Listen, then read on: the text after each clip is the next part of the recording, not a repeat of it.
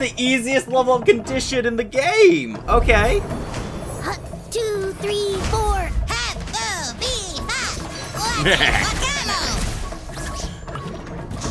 Pokey pokey. Bravo Shaga.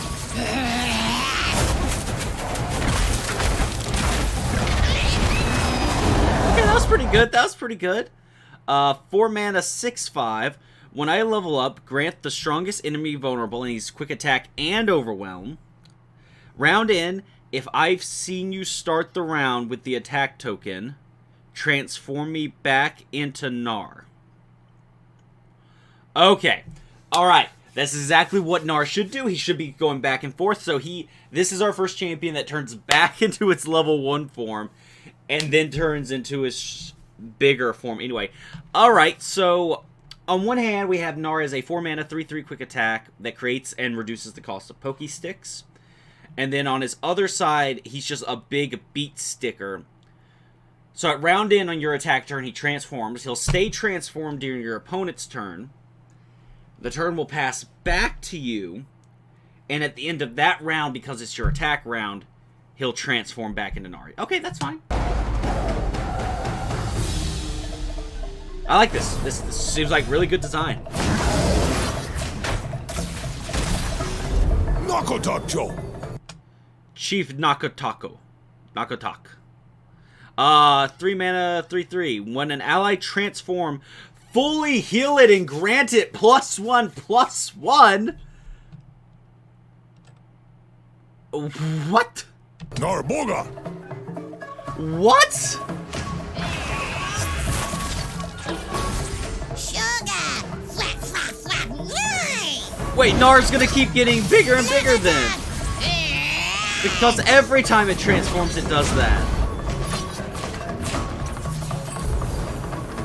Yeah, kill that quick.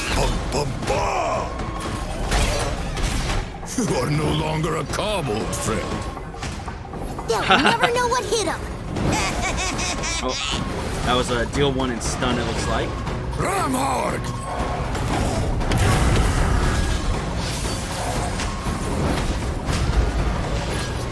Death, death, death, death. Big smackdowns. Let's go. Alright. Alright. Well, Gnar's looking pretty spicy. Let's go ahead and thumbs up the video. And let's head over to Mobilytics and check out the new cards. Alright, let's just start at the top and work our way down. First of all, let's, we're going to start by looking at the cards that we missed yesterday and then work our way up. So, we have Chief Nakotak, which is the 3 mana 3/3. When an ally transform, fully heal it and grant it +1/+1. I don't know how I feel about this card. There's lots of... The first thing that jumps to mind is concurrent timelines, the 1 mana card from PNZ.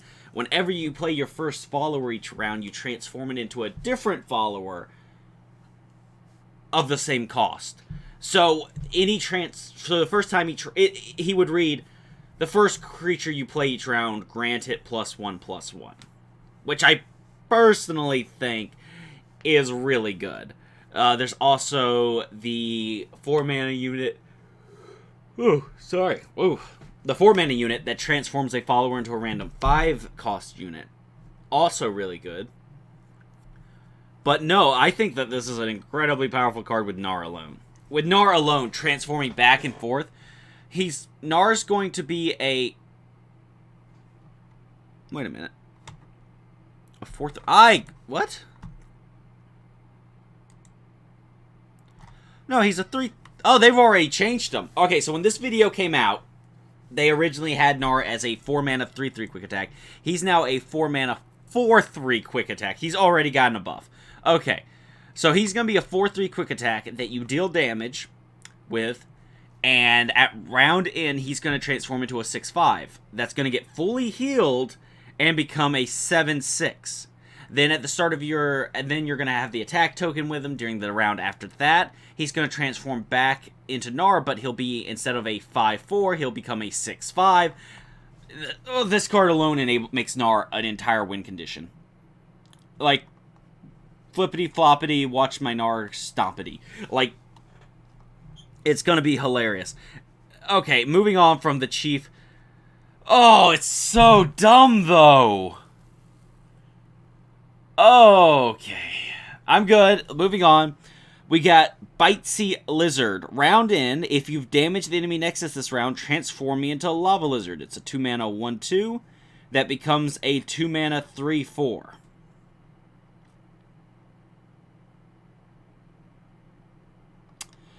Round in, if you've damaged the enemy Nexus this round, transform me into Lava Lizard. So, you don't get immediate value from this, yeah, they're all round in cards. But so at the round in, they transform into ridiculously powerful units. This is a very understated unit, but all you gotta do is deal 1 point to the enemy Nexus and then pass turn, and it turns into a 3-4 on turn 2. Though I think a better way to look at it is this is 2 mana for a 3-4 on turn 3, seeing how it doesn't become this until round in. But even and that's not stupidly overstated. It's not, because you only pay 2 mana for it, but you get access to it on turn 3. So while you get it a turn early, lots of Demacian cards have 3-4s for 2, and this is for 3, and this is a conditional one for 2. I'm not super happy seeing it, but we'll see. We'll see. Yeah, this is just a good overall statted unit. That's the big point. Next, we got Spotted Toad, which is a 5-mana 4-5. Round in, if you've damaged the enemy Nexus this round, transform me into Giga Gromp. Giga Gromp becomes a 5-mana 6-7. So +2/+2. That might just be its thing. I think all of these units are getting +2/+2. They are. Okay, so it gets +2/+2, just like the new transform units we saw with Udyr in the Failure. They got +2/+2 as well. Okay, I see the connection. But Giga Gromp is a 5-mana 6/7. When I transform, deal 1 to all enemies. Okay, a 6/7 for 5 that deals 1 to all enemies on turn 6. That's a lot of stats, though. Okay. This is just these cards are just good. I want to keep going, and I'll come back and talk about them a little bit more. The Pterodactyl is a 4-mana 4/3, and round in, if you damage the enemy Nexus, transform into Pterodactyl. Pterodactyl is a 4-mana 6/5, round start, deal 1 to the enemy Nexus?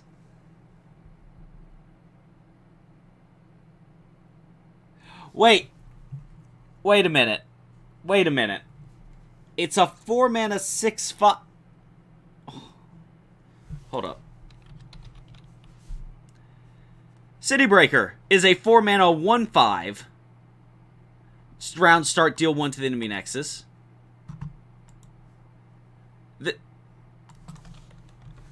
This card is 5 more power and does the same exact thing and has impact. Oh, that's nutty. For 4 mana? I know it's competing with a mana slot for Nara, but whatever. Like, this enables the entire deck. Every round you're going to have the you've damaged the enemy Nexus effect go off. That's a little silly. That's very silly. Okay, well, Pterodactyl is broken, and Pterodactyl isn't even that small of a unit, really. In all honesty, like, the Pterodactyl is a 4-mana 4/3. That's understated by 1 health, technically. And it becomes a 6/5 impact, deal 1 every turn. Oh, Pterodactyl is dumb. Like, Giga Gromp might be a rare, but this common is... It's nutty. That's nutty. Okay. Moving on from that ridiculousness. Gnar's Wallop is a 3-mana fast speed spell. Deal 1 to an enemy. And stun it. Okay, so you deal 1 to an enemy and you stun it. This doesn't say enemy unit, and I'm not, and it's not efficient. I know you can't stun the enemy, but I'm pretty sure. What does Mystic Shock read? Mystic. It might have to say to anything. Ice Shard might be. Deal 1 to everything. Okay. So an enemy in this case. Okay, so enemies is units. I thought it had to say enemy unit in order to say that, but okay. Okay, so it's a what's it called? The Aftershock or whatever. The Malphite card that stuns if you have that stuns for 3, and if you have a landmark, it deals 3 damage as well. This is always deals 1, but you don't have to have the condition of the landmark. So this is fine. And Wallop is Gnar spell, so you can just main deck Wallop. This is a serviceable card. It's a 3 mana stun that happens to deal 1 damage, so that's nice. Primal Strength, which is a 4 mana burst speed spell. Grant an ally +2/+2 and impact. Oh, that's much better. Oh, that's much better. We just do it like that. I like Primal Strength. Primal Strength seems pretty good. 4 mana for +2/+2 and impact. 3 mana for +2/+2 is what you would expect to get the +2/+2 effect, and impact costs 1 mana more. I don't think I'd ever run this card, but I understand why it's here. The granting impact is nice because if you just need to deal 1 damage, so it doesn't matter if you're blocked, the impact will still deal 1 damage, meaning your units will get their damage through and transform. And instead of Flamethrower, which gives only +2, by giving health, you can swing with like a... Imagine swinging with the Bitey Lizard. The Petsy... I keep saying Bitey Lizard. Wow. Brain. The Bitey Lizard, and then you give it +2 attack and impact with Flamethrower, but then it dies because it only has 2 health. So I see why the 2 health could be more important in this transform deck. It allows your transform units to survive the swing to transform in the first place. So yeah, not bad. Not bad. I don't think I'll run it, but it has a place. Called Expeditions. Sorry, I'm drinking so much. I'm just really thirsty. 7 mana, 6/6. The Manatee. The Mini-T. Sorry. The Mini-T is its own card now. 7 mana, 6/6. Round end, if you damage the enemy nexus, transforming into Mega-T, which is a 7 mana, 8/8 impact. Round start, transform the strongest enemy unit into a 3/3 Mini-T and silence it. It can't block. Wait. What? What? What is this? What is this? Okay, forget this. Forget this. Okay, there's a delay to this, but at the end of your turn 7, you drop this. At the end of round, it transforms into an 8/8 impactor. That's going to Mini-T everything. It's going to Mini-T everything.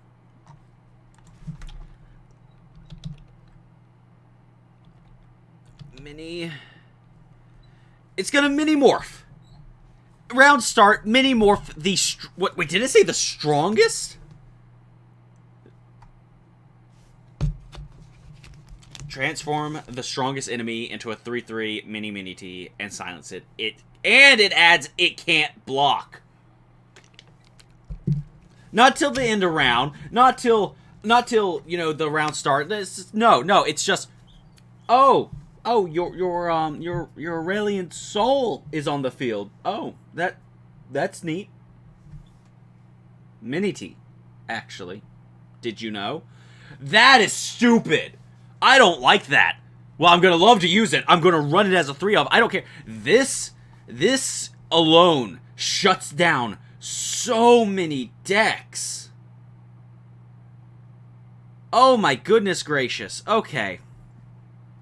Okay. Well, Mini T and specifically Mega T is dumb. Like, that's such an unhealthy card. It's gonna make so many people salty. Oh, it's an 8/8 impactor as well. It's gonna get mini-morphed. Like, save your mini-morphs for the Mini-T and turn it into a mini-Mini-T. That's your only option there. And Vengeance it. And Ruination. Like, oh, I don't like this. I actively don't like this. I think that Minimorph makes people angry enough. You're paying 1 mana more to do it every turn. Every single... Starting the turn after you play it, because it's going to transform the first turn. The deck's designed to deal damage. Hell, run this deck in Bilgewater and just turn 7. Warning Shot, Mini-T. Round in, turns into Mega T and silences your Dreadway. Silences your Latros. Silences your Sejuani.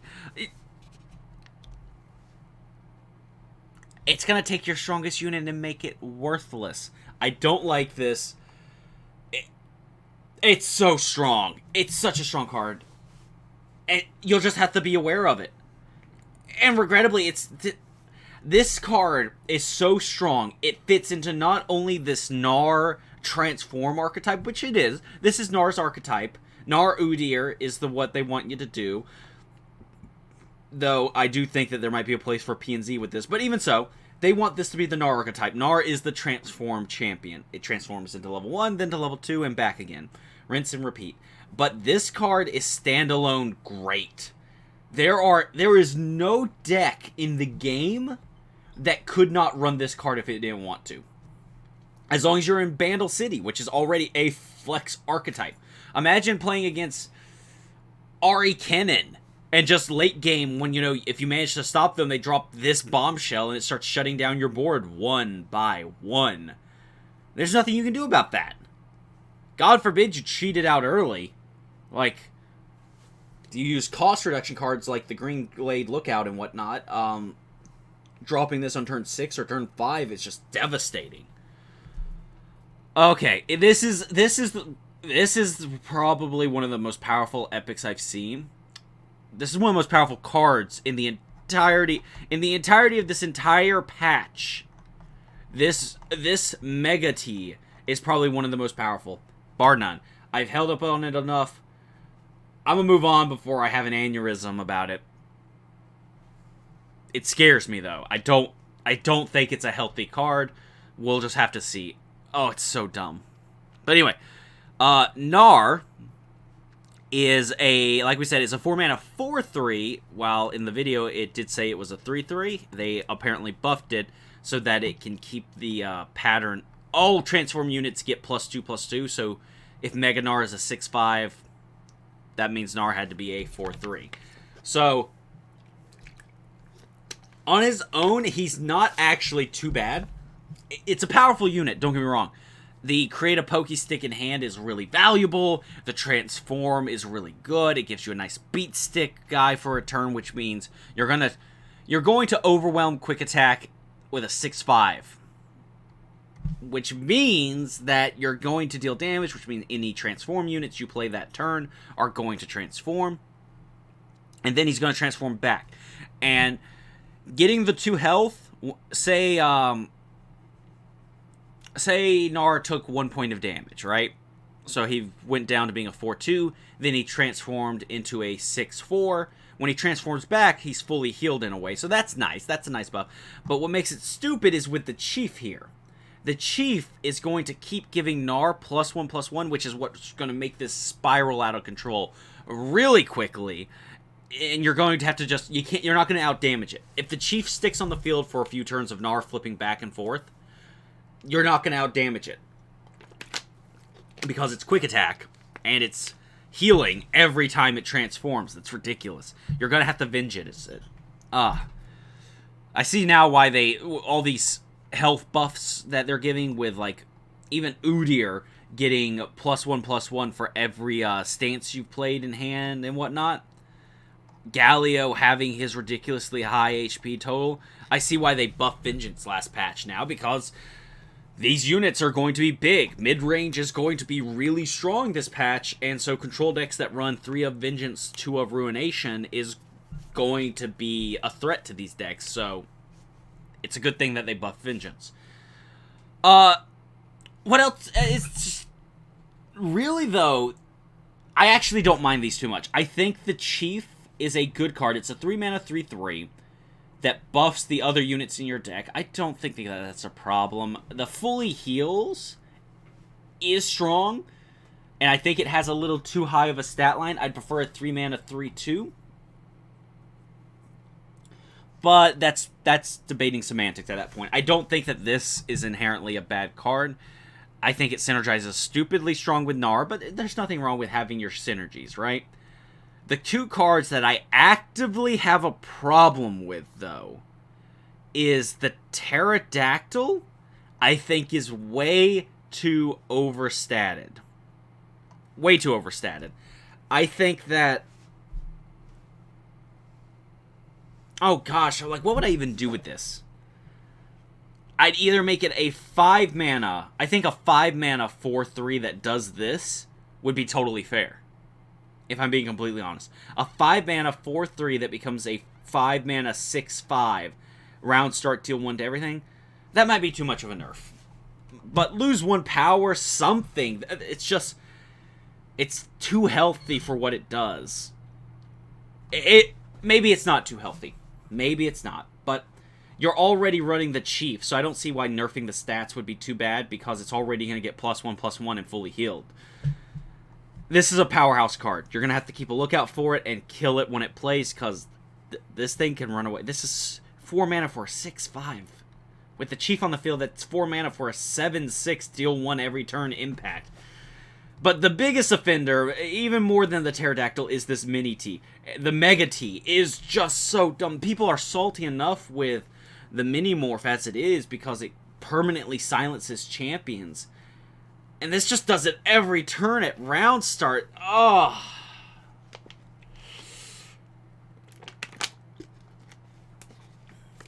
I don't know how I feel about that. I really don't know if I feel like this is a powerhouse card that's a good finisher, or if it's just too strong. I think it's too strong, honestly. Yeah, I think... Yeah, this is the Chief. Even the Chief is running away like... Yeah, even the Chief is like, oh no, it's a Mega T. Ugh.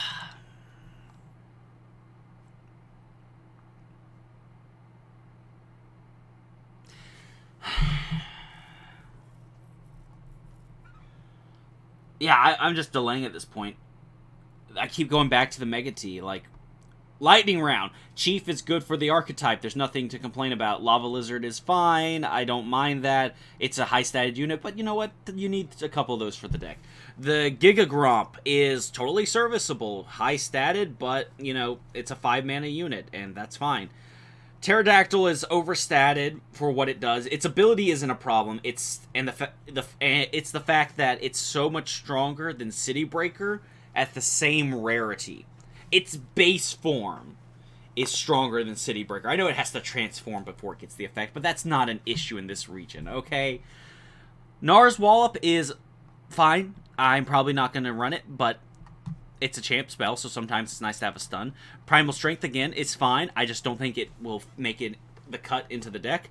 Mega T is going to be a problem, no doubt about that. No doubt at all. And Gnar seems really fun, and I'm going to have fun playing him. I don't know what deck. I'm actually thinking Bandle City PNZ is going to be my first go with this, because I want to try running the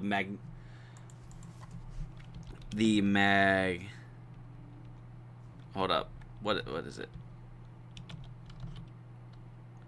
The Mystifying Magician. The Magnificent Mavoli. Play, transform an ally into a random 5-cost follower. That just looks fun with this new guy, the Chief.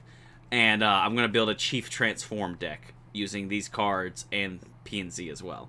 So, it seems fun. I think that will be the first deck I'd play with Nara, which will probably be like the 3rd or 4th deck I play on the channel.